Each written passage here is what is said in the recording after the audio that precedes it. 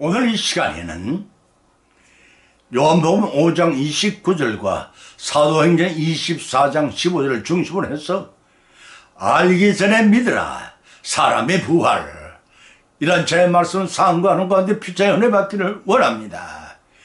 기독교의 2대 이적 중의 이적은 성자 하나님께서 사람이 몸을 입고 이 땅에 오신 일이요, 다른 하나는 인류의 죄를 대신 지시고 십자가 위에서 죽으신 지 사흘 만에 다시 살아나신 부활 사건이라고 할 것입니다.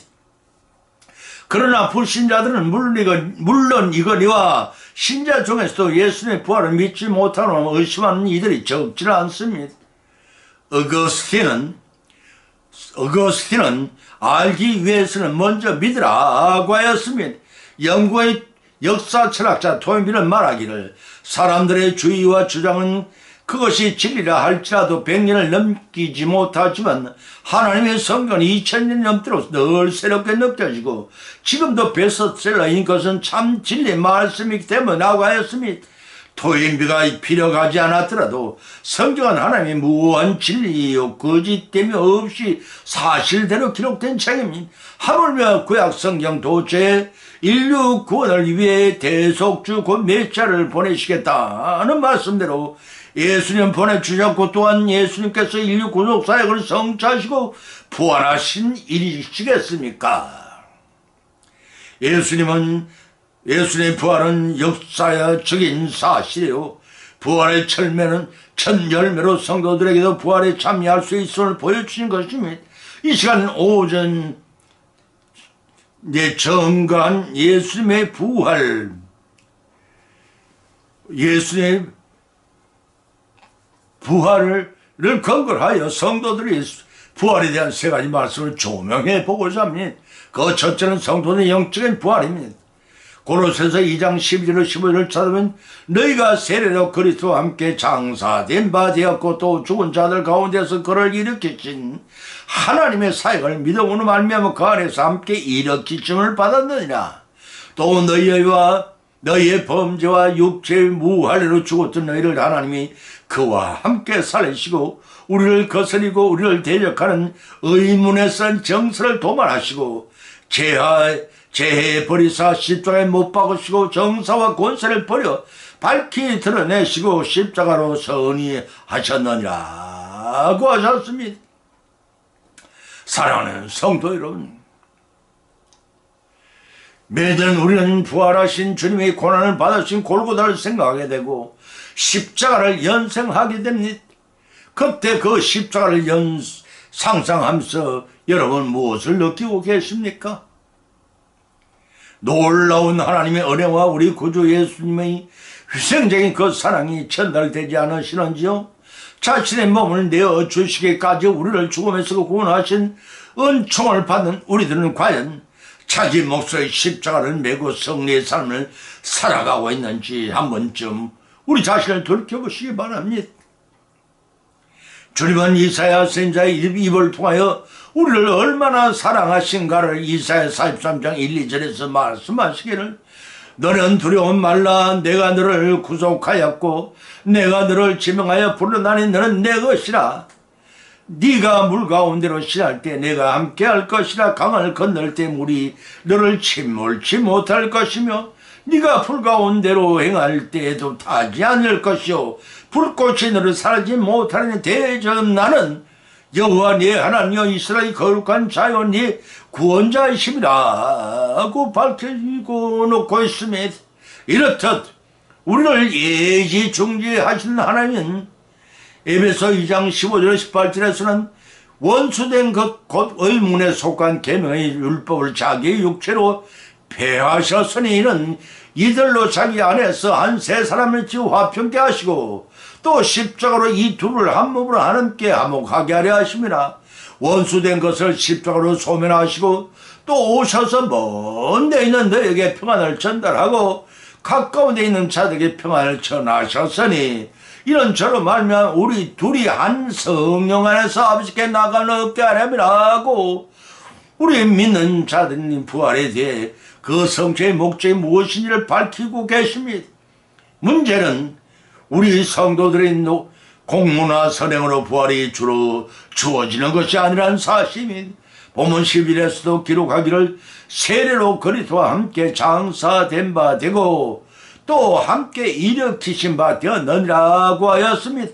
세례란 구약의 할례에 대한 신약 개념입니다.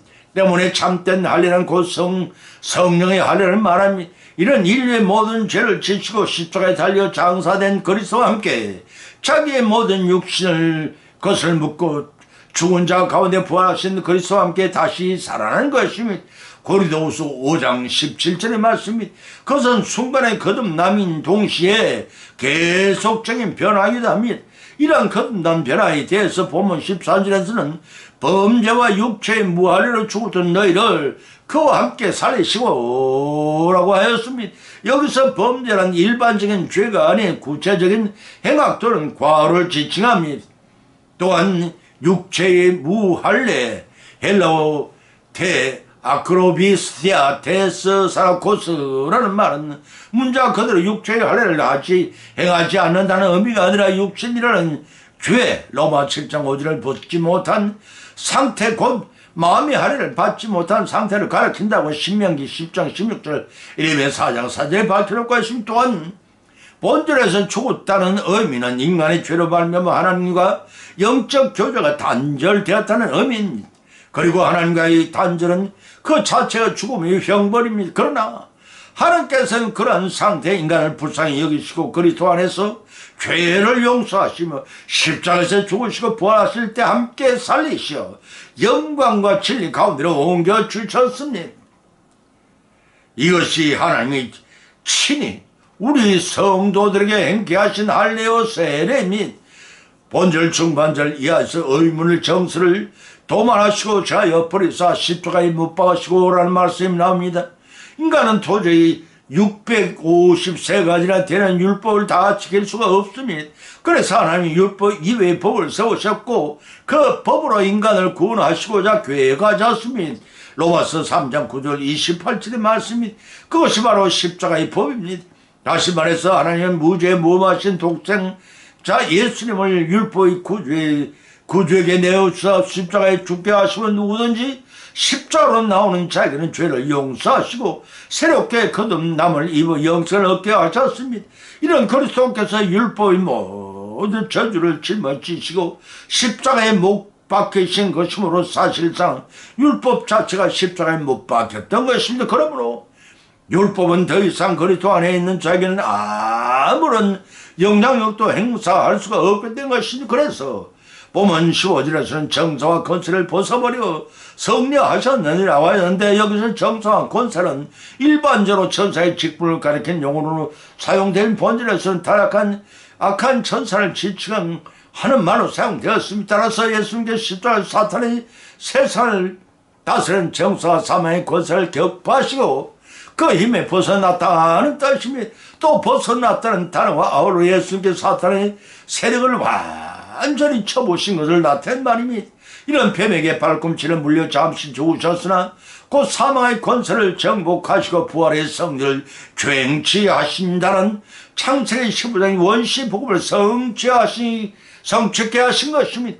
이제 성도의 영적인 부활이 예수 그리스도의 십자가 대속의 은혜로만 성취된 것을 말합니다.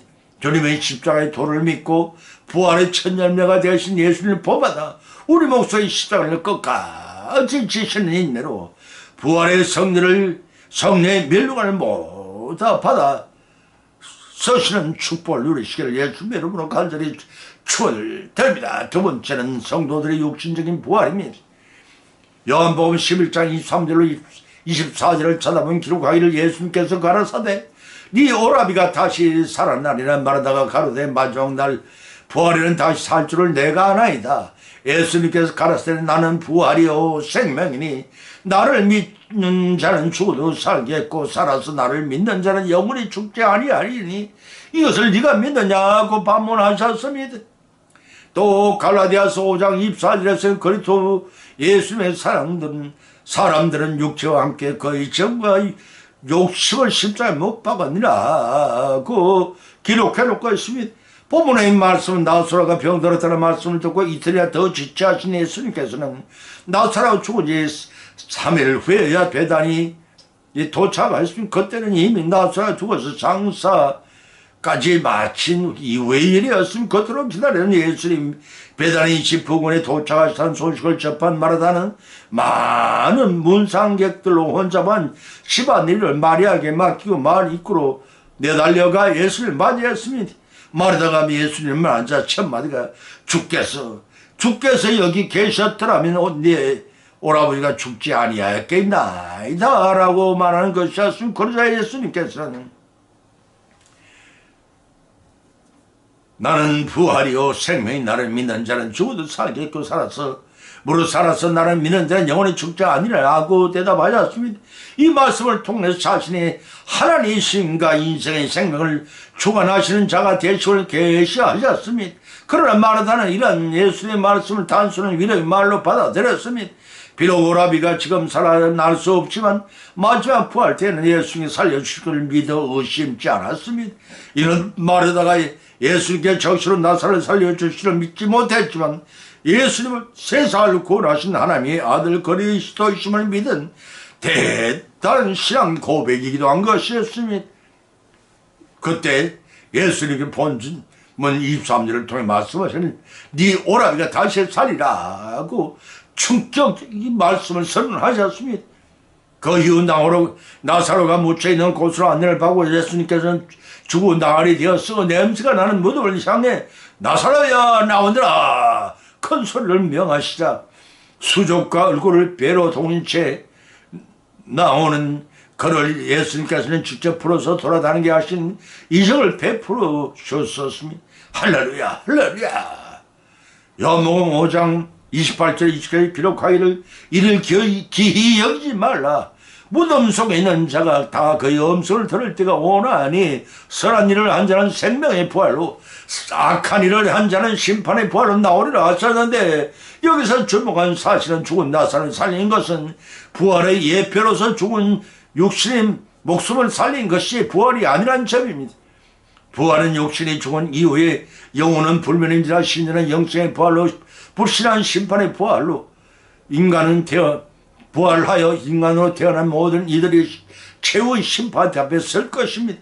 그때는 영원의 부활이요 온전한 부활을 이룬 상태가 아니라 예수님이 최후의 심판주로 재림하시는 날 죽은 우리 몸까지 다시 살아나 먼저 구원을 받은 영과 육이 완전히 부활의 신령체를 입어야만 완전한 부활의 몸이 됩니다. 그런 차원의 십자가의 대속의 죽음을 죽으신 예수님께서 제자들 앞에 시공을 초월하여 나타나시고 갈릴리 바닷가에서 제자들과 조반을 잡수셨고 의심하는 도마에 만져보라고 하신 그러한 신령체 같고 완전한 부활체인 것입니다. 그러다는 우리 주 예수 그리스도 재림하신 날 이 땅에서 이루어질 것입니다. 어떤 이들은 구약의 요셉이 무덤 속의 야곱의 뼈를 가지고 유지를 받으러 가나안에 들어간 사실과 예수님께 돌아가실 때 무덤이 갈라지고 죽은 자들이 살아났다는 것을 근거로 화장은 불가하고 땅에 묻어야 한다고 생각합니다. 그렇게 생각하는 것은 자유이지만 근거 없는 낭설입니다. 영육은 원소 부활하는 것입니다. 화장을 했거나 무덤에 시신을 묻었거나 그것이 중요한 것이 아닙니다. 나는 부활이요 생명 나를 믿는 자는 죽어도 살겠고 살아서 나를 믿는 자는 영원히 죽지 아니하리라 하시란 그 말씀을 굳게 믿고 지켜나가는 일이 더 중요한 일일 것입니다. 본문 갈라디아서 5장 24절을 기록하기를 예수 그리스도의 사람들은 그 육체와 함께 그 정과 욕심을 십자가에 못 박았니라는 그 말씀처럼 우리 육체와 함께 그 정과 욕심을 십자가에 못 박는 사람을 통해 부활의 소망을 이루는 것이 무덤이 어디이든 문제될 것이 없다는 것입니다. 우리도 그런 믿음을 본마다 매장이든 화장이든 상관 말고 우리 목소리 십자가를 끝까지 인내로 지심으로 마침내 주님의 어려운 부활 성령의 영광 성취에 누리시기를 예수님의 이름으로 간절히 축원드립니다. 세 번째는 의인과 악인의 부활입니다. 사도행전 24장 15절을 찾아보면 기록하기를 저희의 기다리는 바 하나님께 향한 소망을 나도 가졌으니 곧 의인과 악인이 부활이 있으리라고 했습니다. 이 본문 사도행전 24장 15절의 말씀 사내들인 공회 앞에서 천명한 말씀입니다. 당시 사도 개인들은 부활을 믿지 않았지만 대부분의 유대인들은 부활 신앙을 가지고 있었기 때문에 종교적으로는 아무 문제가 없었음. 그러나 사도 바울의 본문을 통해 의인과 악인의 부활을 동일시하고 동시에 언급한 것에 대해 많은 논란이 있었습니다. 왜냐하면 사도 바울 서신에서는 의인의 부활에 대해서만 언급하고 있는 반면에 고린도전서 15장 12절 58절 데살로니가전서 4장 15절 5장 11절 데살로니가후서 2장 11절 12절 그런 언급된 반면에 본문에서는 악인의 부활에 대해서 언급하고 있는 점을 어떻게 이해할 것인가입니다. 여기서 중요한 사실은 악인의 부활에 대해서 언급하지 않았다고 해서 악인의 부활이 부정되는 것이 않는다는 점입니다. 이런 요한복음 5장 29절에 악인의 부활의 특징을 세 가지로 대비해 살펴볼 수가 있는데 그 첫째는 심판의 부활입니다. 요한복음 5장 29절 찾아보니 선한 일을 행한 자는 생명의 부활로 악한 일을 행한 자는 심판의 부활을 나오리라 말씀하셨습니다. 이 모든 사람들이 그리스도의 재림 이후에 부활하여 그리스도의 행적에 따라 상이나 형벌을 벌을 받는다는 사상은 요한뿐만 아니라 바울이나 공감복음 기자들에게 공통적인 상황이었습니다. 마태복음 25장 30절 40절 마가복음 16장 16절의 말씀입니다.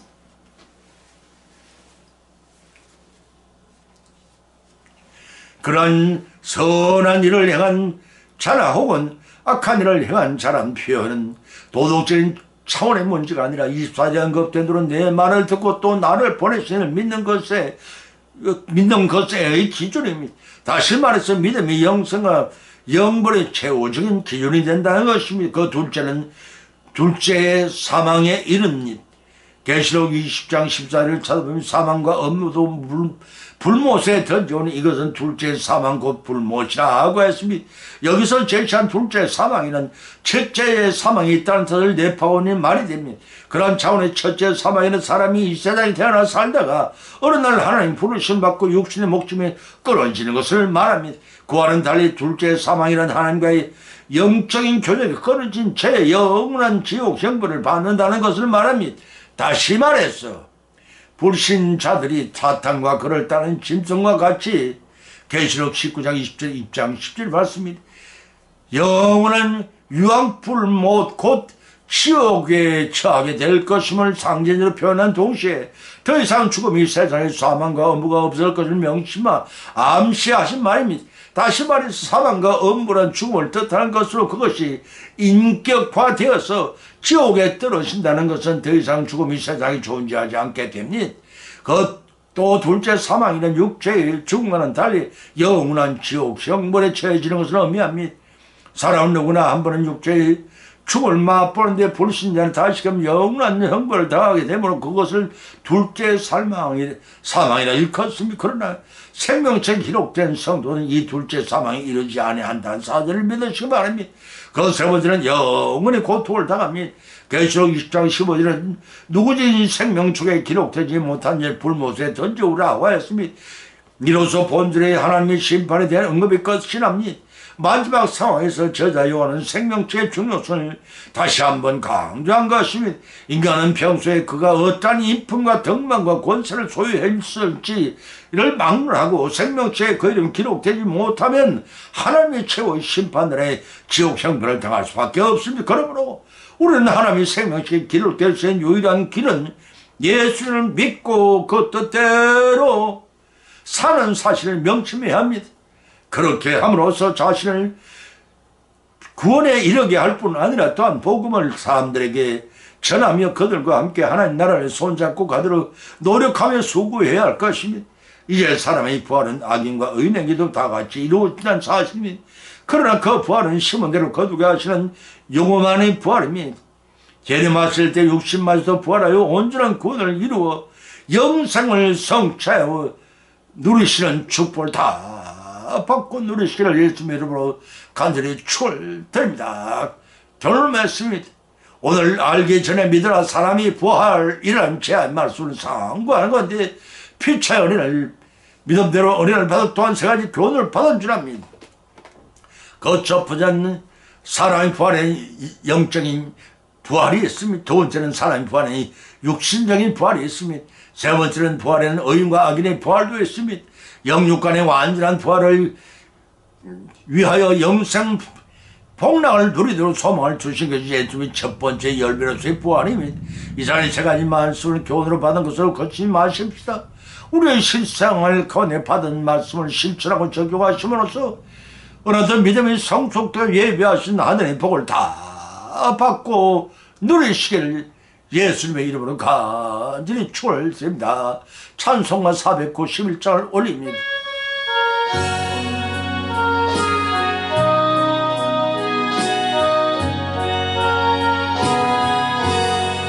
저 높은 곳을 향하여 날마다 나아갑니다. 내 뜻과 정성 모아서 날마다 기도합니다. 내 주님 내 맘 붙드사 그곳에 있게 하소서. 그곳은 빛과 사랑에 언제나 넘치옵니다. 괴로움과 죄가 있는 곳 나 비록 여기 살아도